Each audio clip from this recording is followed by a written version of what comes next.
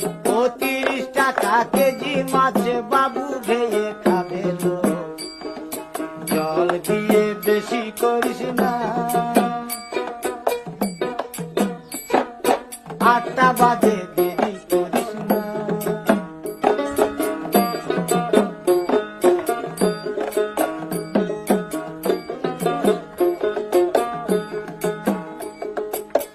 রূপালী মাছের মতো গরু পাহাড়ে